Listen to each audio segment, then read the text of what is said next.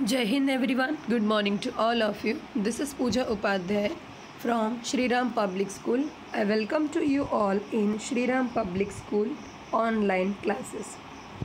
In the second chapter last time this topic was left out, so we'll finish today this one and then we go for the next chapter. Sectors in terms of the ownership, public sector and private sector. Generally आप सुनते हैं ना, ये government officer है, ये private officer है, ये government employee है, ये individual employee, private employee and all such. So उन दोनों सेक्टर्स में डिफरेंस क्या होते हैं और उन दोनों सेक्टर्स के ओनरशिप मैनेजमेंट किन के अंडर में होते हैं वो हम इस चैप्टर में, इस टॉपिक में देखेंगे. Another way of classifying economic activity into sectors could be on the basis of who owns assets and is responsible for the delivery of the service. यानी क्या कह रहे हैं कि किसी भी सेक्टर्स को बाइफरगेट करने के टाइम पे हमें इस चीज़ को ध्यान में रखना है कि वहाँ पे जो भी गुड सप्लाई है वो कौन करता है और वहाँ जो एसेट है, जो प्रॉपर्टी है, वो किसके ओनरशिप के अंडर में आती है.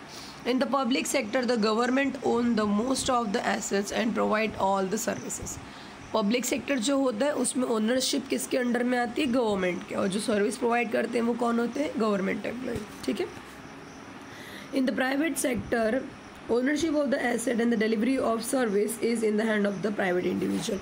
लेकिन प्राइवेट इंडिविजुअल में क्या होता है? ओनरशिप किसके अंडर में होती है? प्राइवेट की. ठीक है.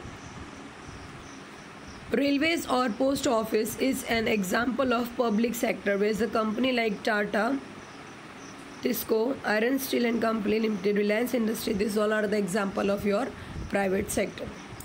I hope so इतना clear हो गया होगा. सिंपल है. Public sector own, manage, controlled by the government. Private sector own, manage, controlled by the private individual. Example: railway, post office, public sector. Tata, Reliance, all private sector. Activities in private sector are guided by the motive to earn the profit. जो private sectors में काम होते हैं उनका main motive क्या होता है? To earn the profit. ठीक है. To get such service we have to pay money to this individuals and companies. यानी कि अगर हमें कोई प्राइवेट सेक्टर से सर्विस लेनी है तो हमें उन्हें फ़ी पे करना होता है, मनी पे करना पड़ता है. The purpose of the public sector is not just to earn the profit. यानी कि जो पब्लिक सेक्टर है वो भी प्रॉफिट अर्न करना चाहते हैं, लेकिन सिर्फ प्रॉफिट अर्न करना ही उनका मेन मोटो नहीं होता है. प्रॉफिट अर्न करने के साथ साथ वो लोगों को सर्विस भी प्रोवाइड करना चाहते हैं. The government raise the money through the taxes and other way to meet the expenses on the service render by it. यानी प्राइवेट सेक्टर जो अपना बिजनेस करते हैं, ठीक है, उनको जो भी प्रॉफिट होगा वो उसी से होगा. बट जो गवर्नमेंट है उनके पास अदर ऑप्शन अवेलेबल है, जैसे कि टैक्स हो गया. ठीक है. तो इसीलिए गवर्नमेंट का जो भी सेक्टर है, जो पब्लिक सेक्टर है, उनका मेन पर्पस सिर्फ प्रॉफिट अर्न करना नहीं होता है, बल्कि लोगों को सर्विस प्रोवाइड करना और उनको सेटिस्फाइड करना होता है. अगर मान लीजिए कभी कोई लॉस हुआ या फंड रिक्वायर्ड हुई एडिशनल बिजनेस में, तो गवर्नमेंट उसको अपने टैक्स वाले बजट में से भी ले सकते हैं.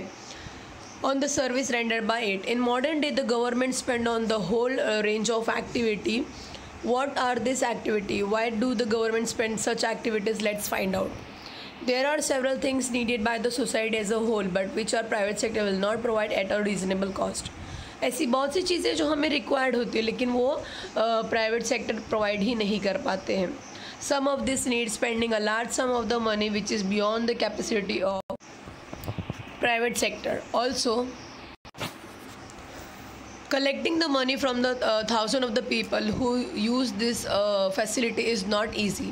Even if they do provide this thing, they would charge a high rate for their use. For example, our construction of the road, bridge, railway, harbors, generating the electricity, providing the irrigation. ये जो बड़े बड़े project होते हैं ये generally private sector करना चाहे तो भी नहीं कर पाते हैं, क्योंकि इसमें क्या है ना, बहुत ज़्यादा कॉस्ट इन्वॉल्व होता है. तो ये सारी चीज़ों में गवर्नमेंट एंगेज करती है. ठीक है. Does the government have to undertake such heavy spending and ensure that this facility are available for everyone?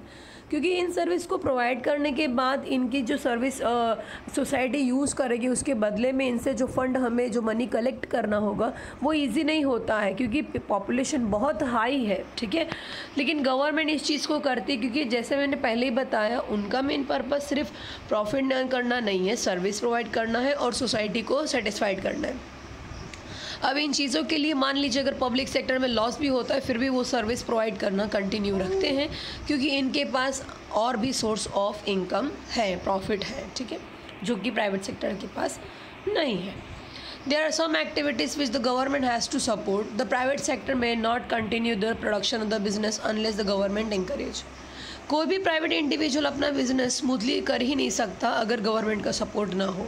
As you know कि government time to time policies change करती है जिसकी वजह से बिज़नेस बहुत ज़्यादा अफेक्ट होते हैं, लेकिन वो बिज़नेस फेवरेबल हो इसीलिए गवर्नमेंट ऐसी पॉलिसी बनाती है जो कंपनीज़ के फेवर में हो, जिसकी वजह से कंपनीज़ और बिजनेसमैन अफेक्ट ना हो। क्योंकि गवर्नमेंट को भी पता है कि जो सर्विस प्राइवेट सेक्टर प्रोवाइड कर पा रहे हैं वो सारे सर्विस गवर्नमेंट खुद भी नहीं प्रोवाइड कर सकती, इसीलिए वो उन्हें एंकरेज करती है कि वो अपने सर्विस को कंटिन्यू प्रोवाइड करें। The private sector may not continue the production of the business unless the government encourage. For example, selling electricity at the cost of generation may push up the cost of production of the goods in many industry. Like, clear हुआ? Many units, especially small scale units, might have to shut down. Government here steps it by producing and supplying the electricity at a rate which is this industry can afford. The government has to bear the part of the cost. यानी आपने generally सुना होगा, पता है rural area में अगर आप business setup करते हैं, इंडस्ट्री सेटअप करते हैं तो आपको रेंट सब्सिडी मिल जाती है, इलेक्ट्रिसिटी सब्सिडी मिल जाती है। तो ये गवर्नमेंट क्या करती है, जितना आपका कॉस्ट इंकर्ड होता है उसका कुछ पोर्शन वो आपके बिहाफ पे करती है। क्योंकि कॉस्ट ज़्यादा होने की वजह से most of the private sector क्या करते हैं, शट डाउन हो जाते हैं, अपने बिजनेस को बंद कर देते हैं, जो कि गवर्नमेंट नहीं चाहती क्योंकि उसकी वजह से सोसाइटी को अफेक्ट होगा, राइट। तो इसीलिए गवर्नमेंट इन जगहों पे सब्सिडीज प्रोवाइड करती है। Similarly, the government in India buys wheat and rice from the farmers at a fair price. Thus, it stores in its godown and sell it at a lower price to the consumer through the ration shop. You have a read about this in the chapter of food security in class 9th. Government has to bear the sum of the cost. यानी आपने देखा होगा कि किस तरह से farmers लोगों से गवर्नमेंट राशंस खरीदती है और फिर राशन शॉप में वही गुड्स को बहुत ही लोअर कॉस्ट में सेल करती है। उसका लॉस तो होता है बट स्टिल वो करते हैं बिकॉज उनका पर्पस सर्विस प्रोवाइड करना फुलफिल होता है। The government support both the farmer and the consumer.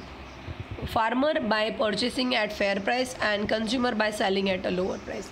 There are large number of the activities which are the primary responsibility of the government. The government must spend on this. कुछ ऐसी activity है जो government की responsibility है और उन्हें करना ही होगा, इसीलिए वो कुछ हद तक लॉस भी बेयर करने के लिए रेडी होते हैं, जो कि प्राइवेट सेक्टर कभी नहीं करेंगे।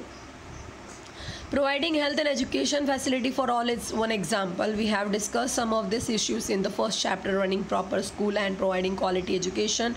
Particularly elementary education is the duty of the government. India's size of illiterate population is one of the largest in the world. Similarly, we know that the nearly half of India children are malnourished and quarter of them are critically ill. We have a read about infant mortality rate also. Infant mortality rate, the Odisha 41 or Madhya Pradesh 47 is higher than some of the poorest regions of the world. Why this thing is happening? Because of lack of infrastructure facility. The government also needs to pay the attention to aspect of human development such as availability of safe drinking water, housing facility for poor and food and nutrition. It is also the duty of the government to take care of the poorest and most of the ignorant regions of the country through the increased spending on such area. As you know कि जैसे अभी lockdown ही हुआ है तो इसमें भी government कई जगह पे फूड फैसिलिटीज़ प्रोवाइड कर रही है। तो अब इस एक्टिविटीज़ के थ्रू उनको प्रॉफिट तो नहीं हो रहा है बट स्टिल वो ये कर रही हैं बिकॉज ये उनकी रिस्पॉन्सिबिलिटी है कि वो अपने सोसाइटी के पॉपुलेशन का टेक केयर कर सके, ठीक है। तो अब जाके ये हमारा चैप्टर फिनिश होता है। Student, in this topic if you having any kinds of the doubts so you can ask me in the evening schedule. Till that stay home, stay safe. जय Hind, take care. One more thing, if you understood clearly, so please like, share, subscribe and comment on my YouTube channel. Thank you. Have a nice day.